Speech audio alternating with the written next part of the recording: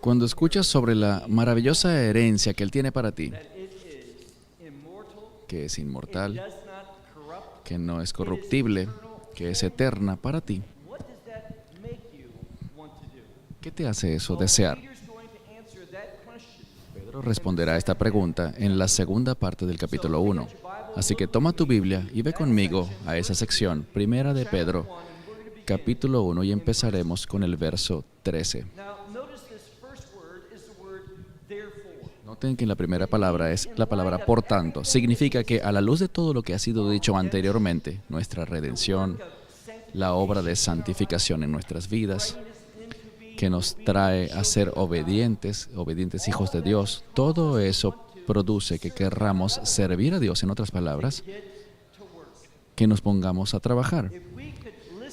Si podemos escuchar a los profetas hoy en día, lo que ellos dirán, más que cualquier otro mensaje, es: pónganse a trabajar, el tiempo es corto. Hemos visto señales y evidencias de que estamos en una transición.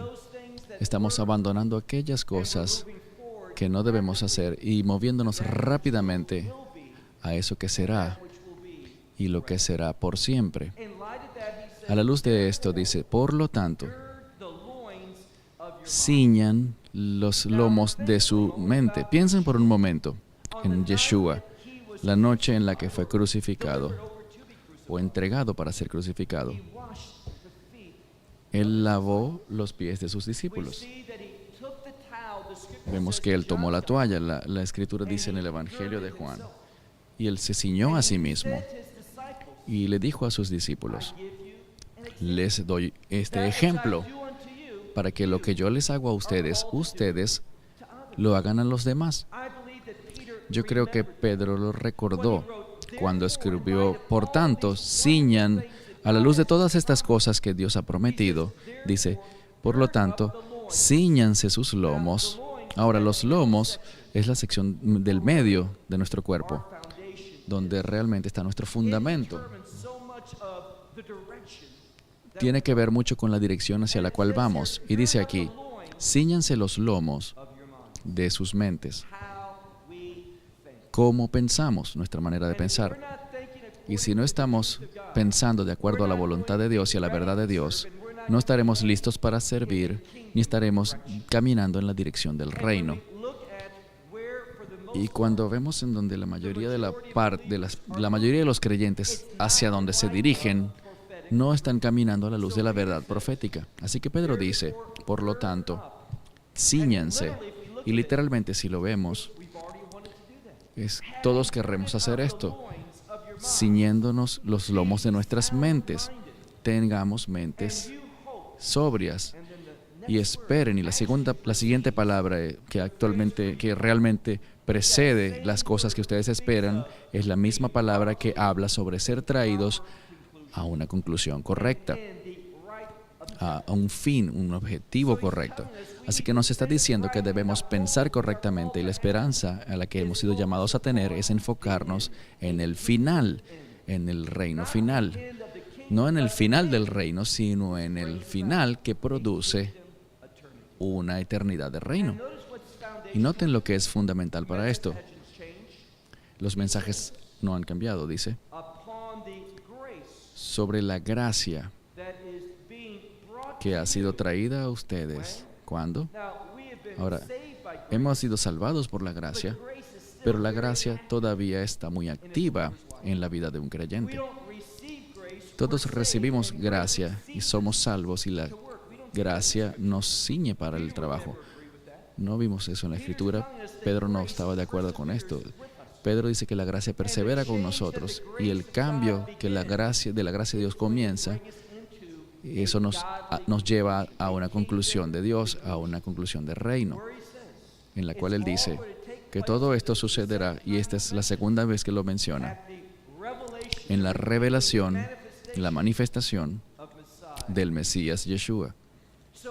Entonces, Pedro siempre está pensando en lo que oraba Tom hace unos minutos, en el retorno glorioso para los creyentes específicamente, que hemos corrido la carrera, que hemos finalizado la batalla Y lo hemos hecho de una manera, y lo hablaremos en un momento, de una manera que testifica a nuestra fe, testifica sobre nuestra fe en la verdad del Mesías, que es manifestada diariamente en nuestras vidas. Así que la gracia que ha sido traída a nosotros en la revelación del Mesías Yeshua. Ahora, a la luz de esta gran promesa, noten lo que eso debería producir en nuestras vidas. Dice, miren el verso 14. Como hijos obedientes. Una y otra vez vemos que Pedro, el discípulo, guiado por el Espíritu, está enfatizando que seamos obedientes y hijos obedientes. Ahora, sabemos que sin fe es imposible agradar a Dios, pero una fe verdadera que cree en Dios se manifiesta en la vida de un creyente a través de la obediencia. Así que dice verso 14. Como hijos obedientes, no se conformen con los deseos que antes tenían. Y noten lo que dice sobre estas cosas que tenían antes. En el verso 13 decía, cíñanse, y habla sobre nuestras mentes. Debemos pensar de manera diferente. Y continúa con el mismo tema en el siguiente verso, donde habla sobre tus deseos. Pero hay una palabra que quedó por fuera. No sé cómo la traduce tu Biblia. Quizás sea la palabra ignorantes o ignorancia, pero si la vemos, es una palabra para saber algo y tiene un prefijo que significa estar en contra. Aquellos que no están caminando en obediencia es porque ellos están en contra del conocimiento de Dios. No es simplemente que no lo saben, que no lo conocen, sino que no quieren conocerlo. Tienen una atadura a su mentalidad anterior. Y déjame decirle lo que el enemigo está haciendo hoy día. Está guiando a muchas personas a creer que el mensaje de la esperanza no es una esperanza de reino, sino que es una esperanza por la cual nosotros recibimos nuestros deseos en este mundo. Y esa no es una fe bíblica. No es lo que hemos sido llamados a perseguir. No es el proceso de mentalidad que agrada a Dios. ¿Qué dice Pablo? Estamos estudiando a Pedro, pero Pablo dice algo muy parecido cuando dice, fijen su mente en las cosas de arriba, no en las cosas de la tierra, sino en las que están arriba, en lugares celestiales, en los cuales se sienta el Mesías. Así que hay un acuerdo. Él dice, como hijos obedientes, no se conformen con las cosas anteriores. Estos deseos que ustedes tuvieron antes, que estaban en contra del conocimiento, el conocimiento de la voluntad de Dios, sino que dice, verso 15, esto es lo que hemos sido llamados a pensar, sino que en cambio, de acuerdo con aquel que les llamó, noten la siguiente palabra, que les ha llamado a ustedes, y dice, este que es santo. Ahora, de nuevo, y he mencionado esto muchas veces, pero vale la pena repetirlo, porque por alguna razón escuchamos en nuestras mentes, en inglés o en español, cualquiera sea tu idioma, escuchamos santo de una forma diferente. Bíblicamente, santo, la santidad, siempre está vinculada en una persona. Lo que es santo es porque esa persona está comprometida con los propósitos de Dios. La santidad está relacionada con un objetivo, el objetivo de Dios. Así que Él nos ordena aquí, y lo vemos en el Antiguo Testamento también como un mandamiento. Pero dice, de acuerdo con aquel que los ha llamado, este es santo. Por lo tanto, ustedes conviértanse. ¿Saben lo interesante aquí? Esta palabra para convertirse está en pasivo, es decir, que no es algo que tú haces, sino es algo que tú recibes. Y lo que produce esta obra que te cambia, cuando tú empiezas a decir dos cosas. Primero, cuando te rindes al decir, yo quiero servir a Dios. No es que quiero que Dios me sirva a mí, sino que yo estoy comprometido con sus propósitos, sus objetivos. estoy pensando de esta forma. Cuando empezamos a pensar de esta forma, reconocer que somos llamados a servir, vemos aquí que eso produce un cambio en nosotros. Y Él dice, para que ustedes se conviertan en santos, en todo, y esta es la tercera vez que usa esta palabra, en toda conducta o comportamiento. Ahora, no sé por qué algunas Biblias dirán en habla, en su hablar, pero esta palabra no es para hablar, sino para conducta. Es una palabra que nos habla de comportamiento, acciones, obras. Son importantes para Dios. Y continúa para decir, sigan leyendo. Dice el verso 16. Por lo tanto, y me gusta esto, Pedro y Pablo dicen lo mismo. En todo el Nuevo Testamento vemos esto, que revelación ha sido dada para ellos, de acuerdo con la Biblia hebrea. Ellos van a los mensajes de los profetas, a los mensajes de Moisés, y citan las Escrituras. Por lo tanto, como está escrito, ustedes sean santos. ¿Por qué? Porque yo soy santo. Cuando escuchamos esto, vemos una similitud. Dios, tú eres santo, por lo tanto, yo debo ser santo. Esta expresión nos habla sobre un pacto, porque nos muestra un acuerdo mutuo. Dios está revelándose a sí mismo como santo. Y si estamos en una relación de pacto con Dios, lo que Dios es, nosotros querremos ser. ¿Por qué? Para eso hemos sido creados. Hemos sido creados en su imagen. Él es santo. Por lo tanto, nosotros somos llamados a ser santos también. Verso 17.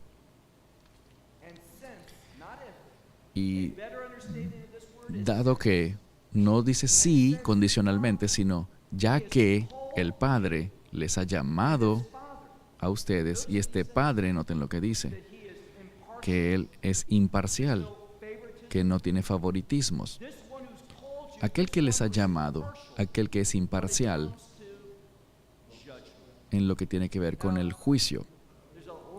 Ahora, hay muchas personas que enseñan la Biblia, y yo les sugiero esto. Si están escuchando a un predicador o están en una congregación en la cual nunca les hablan sobre juicio, tengan mucha preocupación.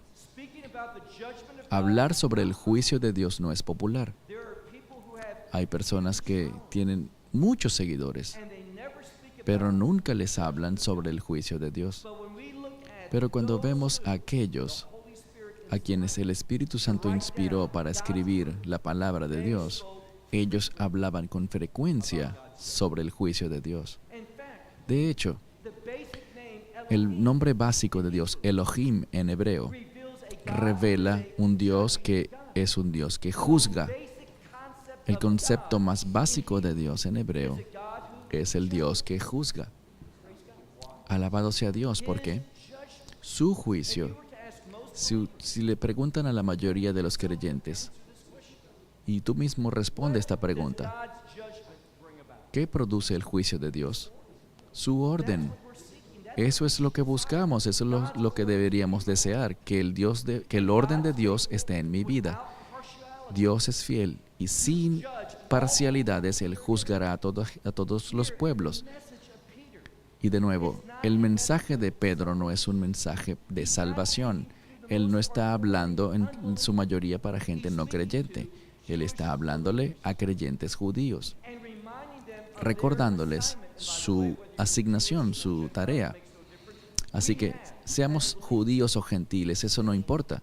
Como creyentes todos tenemos la misma instrucción, la misma tarea y el mismo Dios que a todos nos provee. Así que dice, en esencia, ya que el Padre les ha llamado, este que es imparcial con respecto al juicio, Él es un juez. Y Él lo hará, Él juzgará, no con respecto a salvación, sino que estamos hablando de una recompensa del reino. Por lo tanto, dice, de acuerdo con con las obras de cada uno, con lo que hayamos hecho. Ven, Necesitamos madurar. El mensaje del Evangelio es un mensaje maravilloso, es fundamental. Empieza todo el Espíritu de Dios ha sido puesto en nuestra vida, pero ese es el inicio. Y luego somos llamados a madurar. De esto se hablará más adelante. Hemos sido llamados a madurar y crecer. Y no simplemente hablar sobre cómo nos salvamos, sino cómo uno que ha sido salvo, cómo debe vivir, lo que debe hacer, en vista de que Dios es un juez y Él juzgará a cada uno de acuerdo a sus obras. Por lo tanto, debemos ser personas. Y esta última parte del verso 17, en el texto griego, es un poquito entrecortado. Dice, para recompensar a cada uno de acuerdo con sus obras en temor, porque el tiempo de vuestra peregrinación, esta es la segunda vez que utiliza la palabra peregrino, y nos habla sobre moverse hacia el lugar correcto. En la medida en la que avanzamos a ese lugar de reino, nuestras obras de ahora en adelante, desde el momento en que nos hacemos creyentes, ellas son clave para posicionarnos, ya que Dios, fíjense cómo Él se mueve. Volvamos al principio del verso 17. Siempre debemos prestar atención a cómo Dios está siendo referido en las Escrituras. Aquí, ¿qué término aparece? Padre. Cada vez que se menciona la palabra Padre, debemos pensar en Dios como un proveedor. Así que el contexto es el siguiente. Dios nos está diciendo cómo podemos recibir su provisión. No podemos hacer nada que le agrade a Dios y le glorifique, nada que produzca que seamos receptores de sus grandes bendiciones y promesas sin su provisión. Una de las principales preguntas que deberías preguntarte cada día es, Dios, ¿dónde debo estar? ¿Qué debo estar haciendo? Con el fin de que yo pueda ser un receptor de tu provisión en mi vida, porque sin ella no puedo hacer nada que sea bueno. No puedo hacer nada que te glorifique a ti. Tú no te alegrarás con mi vida, no me verás como alguien agradable. Nada bueno puede producirse si no tenemos la provisión de Dios. Así que el verso 17, al hablar del Padre que juzga sin parcialidades, de acuerdo con las obras de cada uno, en temor, es decir, quiere decir esto, el temor se refiere a darle a Dios la prioridad. Durante este tiempo de nuestra peregrinación, y luego lo finaliza de nuevo con la misma palabra, que habla sobre conducta. Así que durante este tiempo de peregrinación en este mundo, Él dice, enfóquense en su conducta, en una conducta de reino que revela a los demás la presencia de Dios en vuestra vida. Verso 18. Sabiendo que no con oro o plata corruptible ustedes han sido redimidos. Usualmente, si estuviésemos hablando de redención, es Dios quien hace la obra de redención. Pero cuando hablamos sobre unos que ha sido redimido, ha sido redimido. Yo no hago nada para ser redimido. Nosotros recibimos la redención.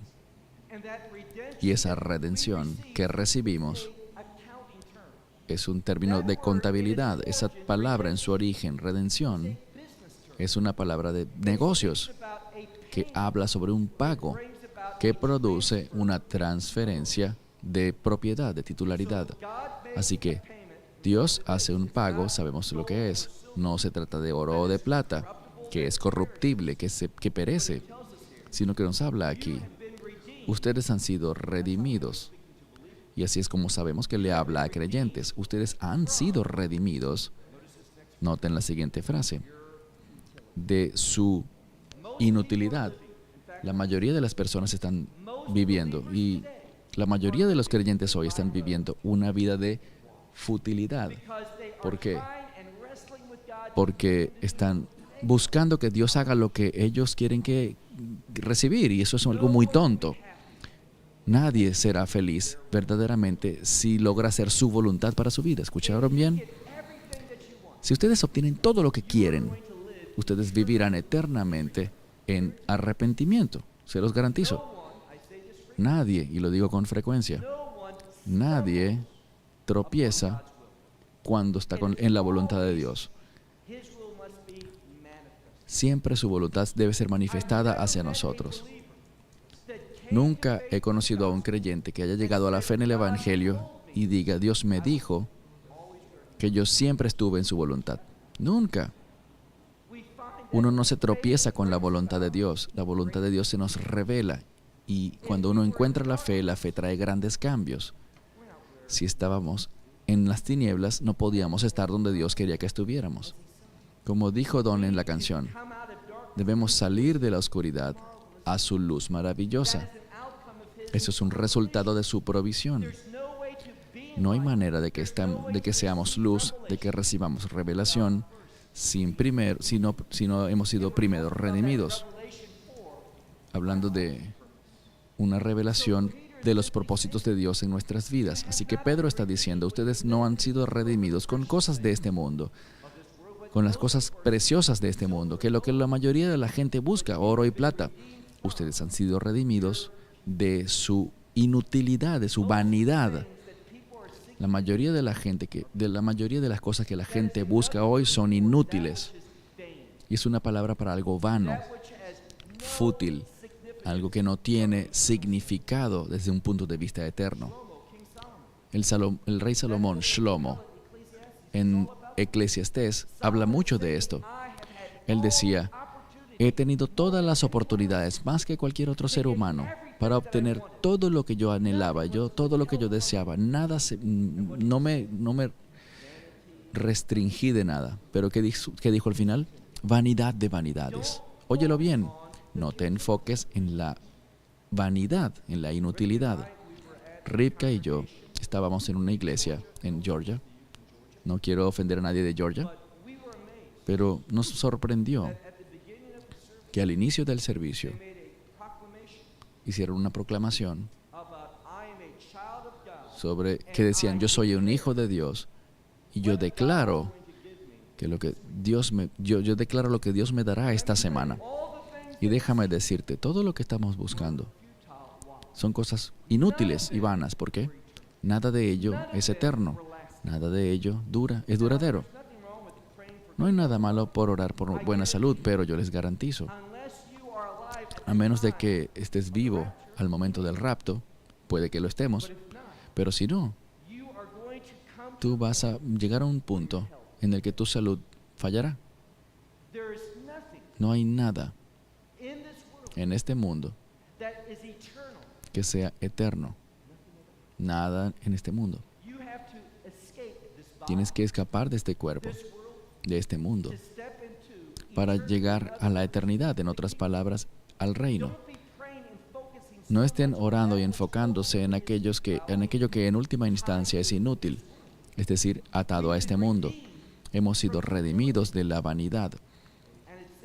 Y dice aquí que, recuerden, ¿a quién les está hablando Pedro?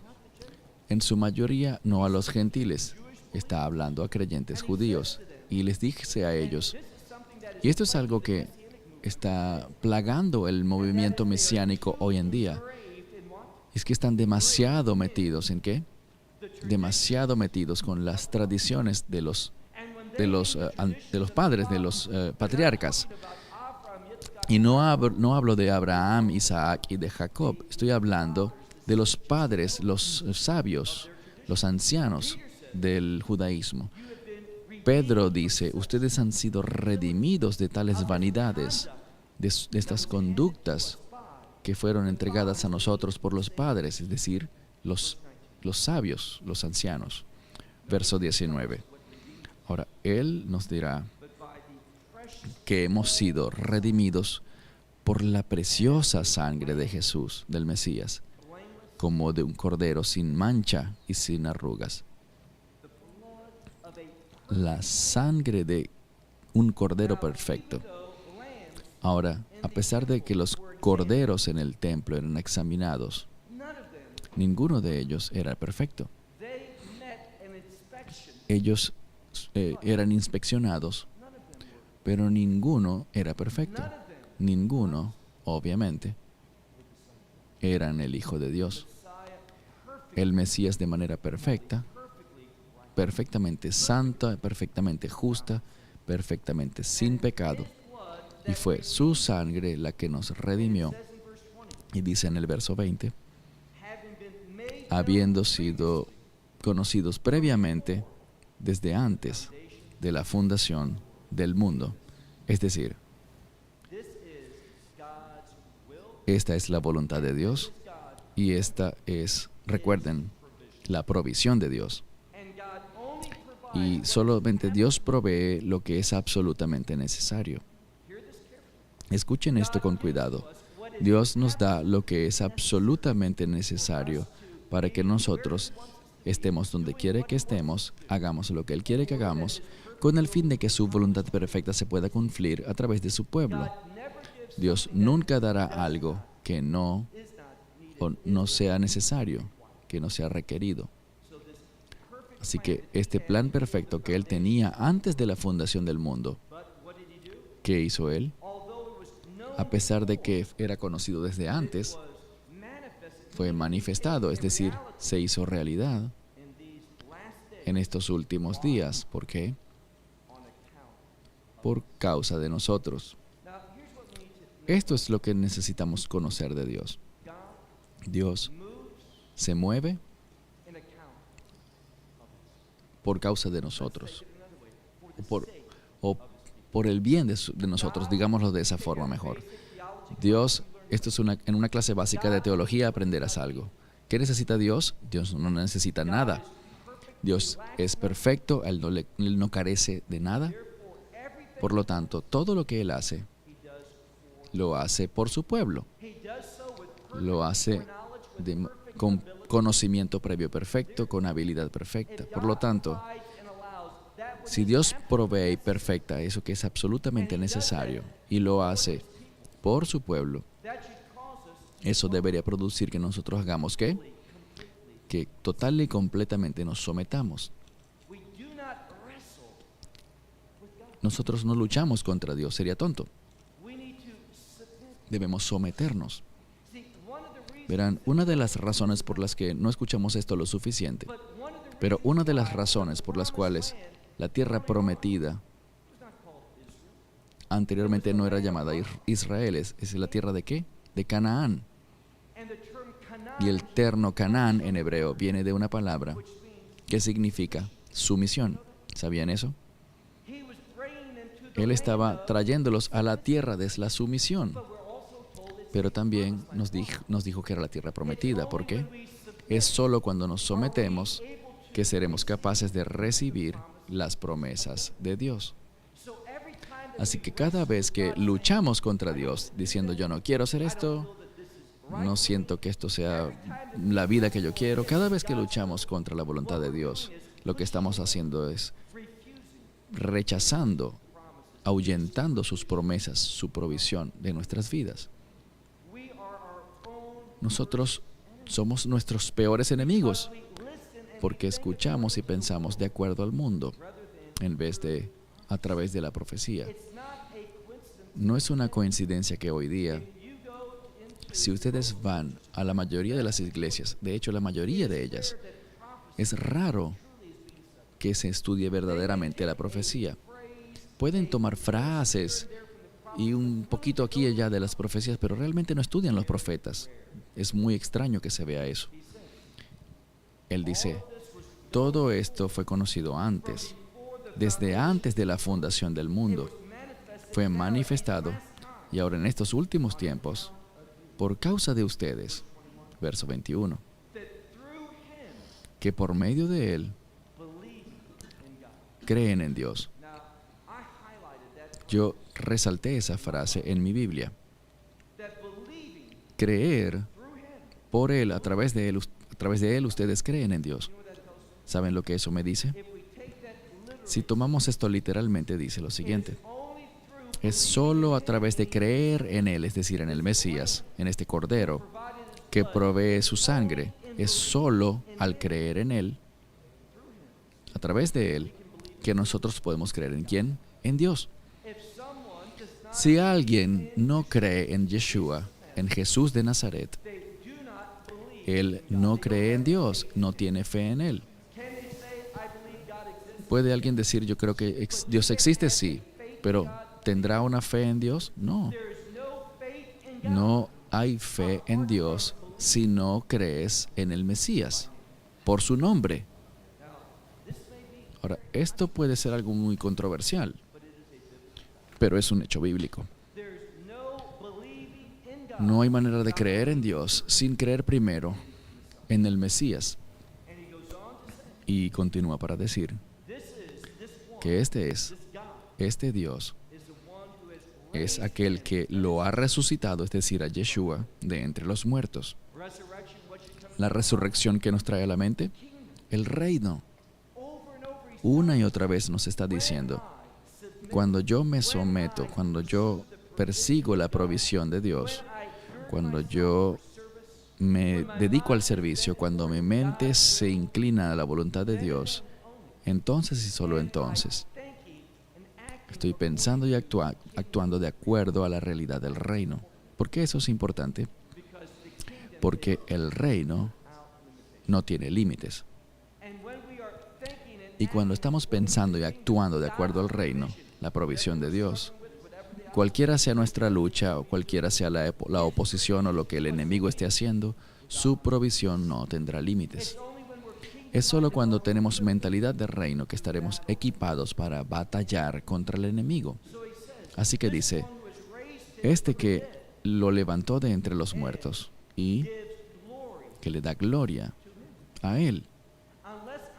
A menos de que yo tenga mentalidad de reino, a menos de que yo realmente crea en su resurrección, en sus promesas de reino, yo no seré una persona que dará gloria a Dios.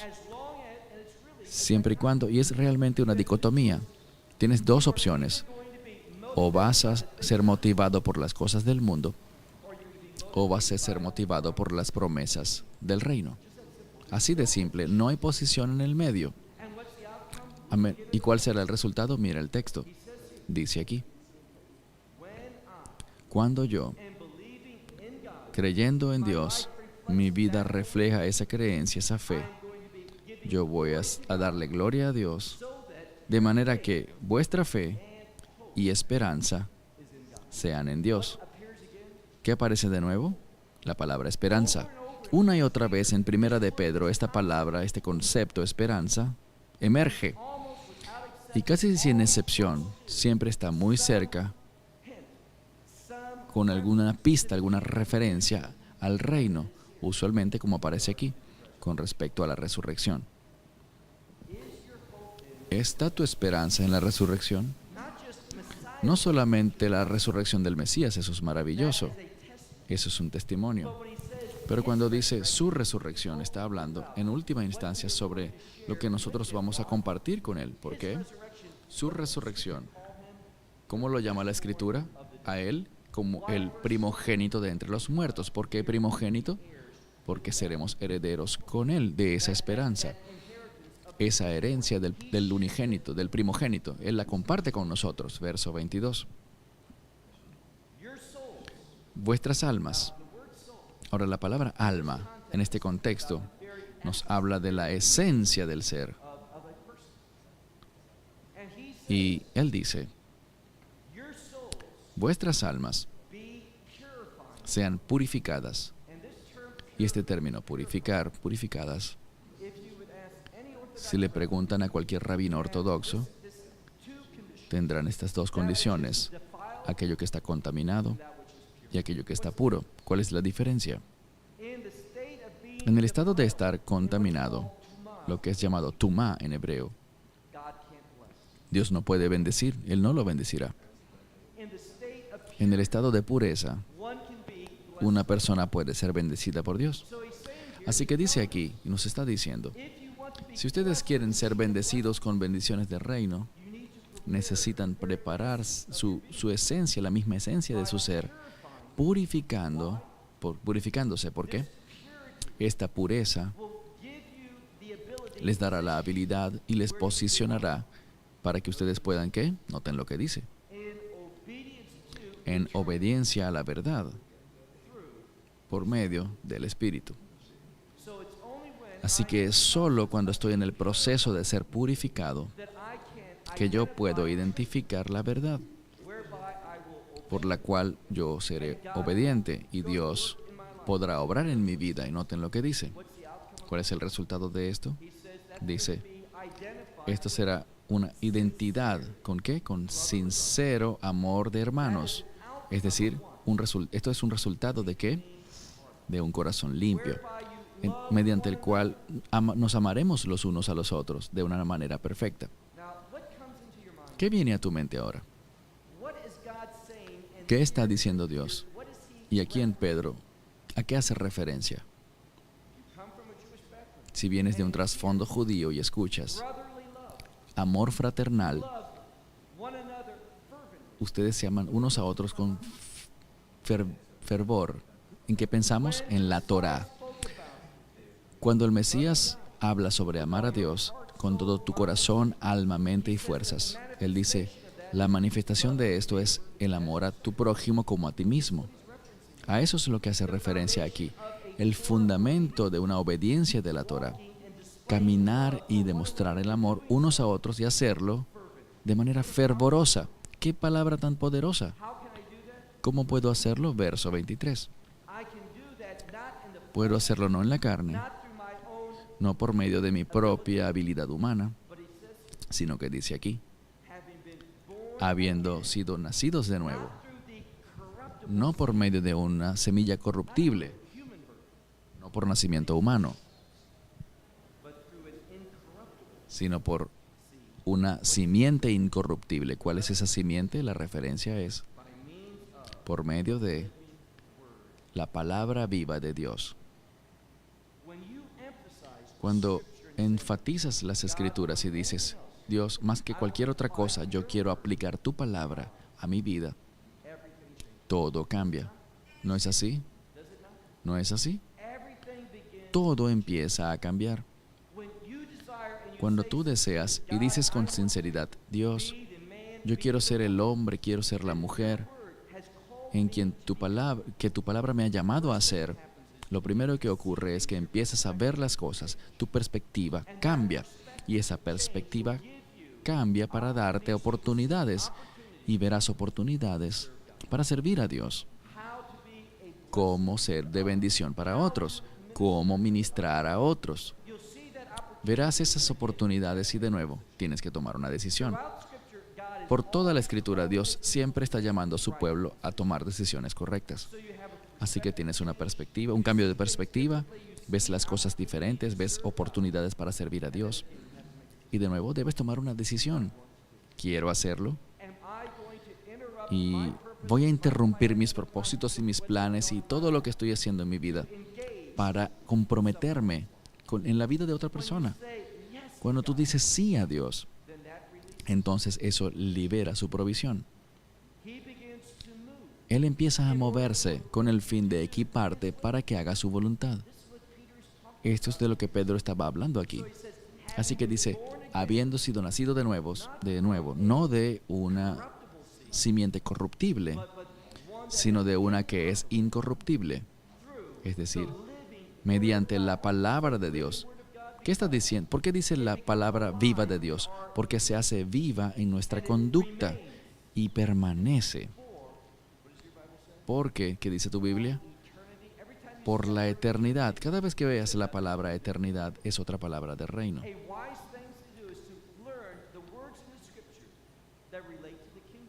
Lo más sabio que podemos hacer es subrayar las palabras en la Biblia que se relacionan con el reino. Y hacemos esto porque tenemos eternidad. Todos tenemos eternidad en alguno de dos lugares. Habrán personas, como vimos en ese relato de Lázaro y el hombre rico. No se sabe el nombre del hombre rico, pero sabemos cómo pensaba. Él tenía gran remordimiento en su vida. Su único pensamiento era que aquellas personas que él amaba, que alguien fuese enviado a ellos para testificar, no cometan el mismo error de perspectiva que yo cometí. Una de las cosas que me encantan sobre ese relato, creo que es un hecho real. Nunca dice que es una parábola, yo no creo que lo sea. Pero el hombre rico, este Lázaro, el Lázaro llegaba a la puerta del rico. Y tú puedes pensar, ¿sabía realmente el rico que él estaba allí? Pero en el Sheol, él miró a ese lugar, desde ese lugar de castigo, y lo llamó por su nombre. Dice, envía a Lázaro. Ahora, él nunca hizo nada para bendecir a Lázaro. Y hubiese sido muy fácil para él hacerlo. Pero en su necesidad, él quería que Lázaro lo bendijese a él. ¿Qué cambio de perspectiva? La perspectiva del reino lo cambia todo. Y esto es lo que Pedro estaba diciendo. Caminen en amor fraternal, en amor sincero, que es un resultado de un corazón puro, que se manifiesta a sí mismo al amar los unos a los otros de manera fervorosa. Sean regenerados, siendo regenerados, nacidos de nuevo, no de una semilla corruptible, sino de una incorruptible, por medio de la palabra de Dios viviente que permanece para siempre. Y veamos nuestros últimos 2 versos. De nuevo, una cita de la Biblia hebrea, del Antiguo Testamento. Y todo esto busca darnos una perspectiva correcta. No vivan con una comprensión incorrecta, dice aquí.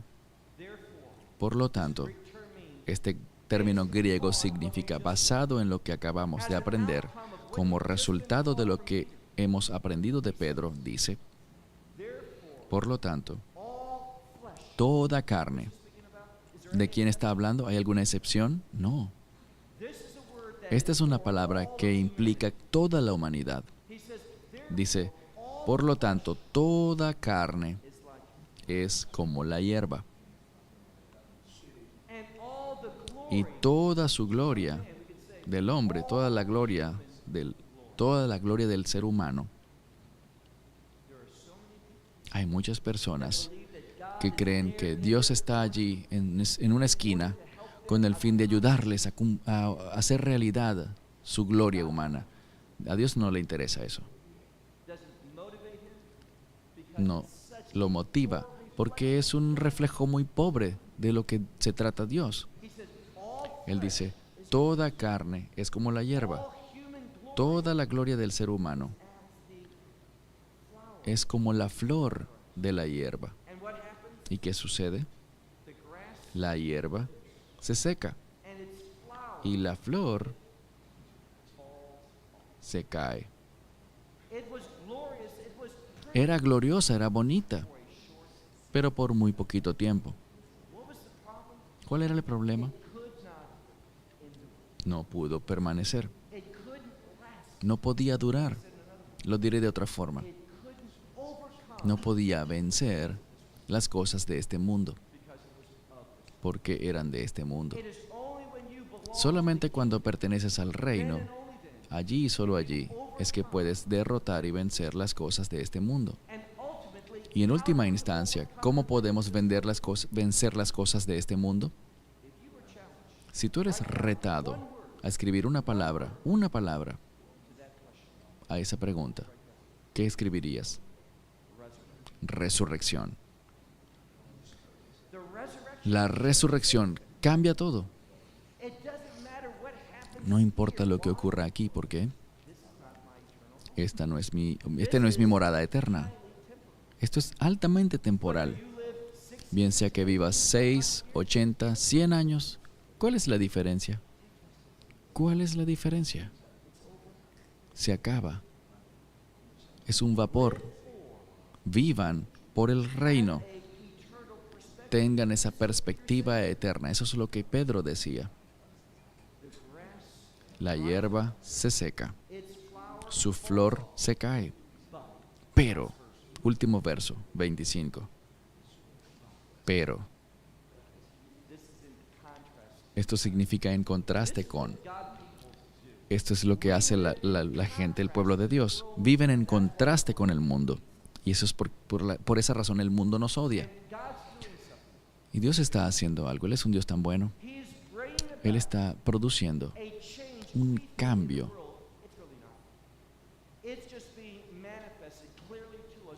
Un cambio que manifiesta realmente de qué se trata el mundo. Si me preguntas, ¿en qué se enfocan todos los que están pensando en el mundo? Ellos se enfocan en controlar. Eso es lo que vemos hoy en día. Vemos la manifestación de los deseos del enemigo por controlar. Y todo se resume en una pregunta muy sencilla. Lo mencionamos al principio de nuestra primera sesión, esa palabra, autoridad. ¿Quién es la autoridad en tu vida? Eso será retado más y más y más entre ustedes. ¿A quién van a doblar rodilla? ¿A quién se van a someter? ¿Aquellos que pertenecen al mundo o al Señor de señores y Rey de reyes? Cuando ustedes se enfocan en las cosas de este mundo, que son todas temporales, de hecho, ¿saben por qué yo creo que el juicio de Dios es como un tema que no se trata en la mayoría de los lugares? Porque el juicio de Dios, lean al final del libro de Apocalipsis, todas las cosas preciosas del mundo, Dios las destruirá en un momento. Pregúntate algo a ti mismo. ¿Estoy orando, estoy obrando por cosas que van a ser destruidas por el juicio de Dios? ¿He trabajado toda mi vida para estas cosas que en un momento serán destruidas? ¿O estoy obrando, sirviendo a Dios por aquellas cosas que son eternas? Y cuando venga el fin, serán perfeccionadas. Porque si yo, en las cosas que yo no haga perfectas para el reino de Dios, Dios las va a perfeccionar, las refinará y terminarán teniendo una forma perfecta para la eternidad en su reino. Último verso, 25. Pero la palabra del Señor, en contraste con la hierba y la flor, la palabra del Señor permanece para siempre.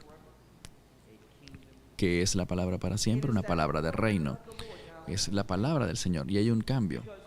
Porque anteriormente, si regresas al verso 23, cuando habla sobre la palabra viviente de Dios, es una palabra diferente para palabra. Es un término, el término es rema, el cual es una proclamación, pero aquí está la clave. No es tu proclamación. Muchas personas se enojan. Está bien enojarse, pero bueno, mejor no entremos en detalles. Pero todas estas enseñanzas sobre proclamar y declarar siempre están arraigadas en el orgullo. Arraigadas en el orgullo. Yo declaro esto y lo otro. No.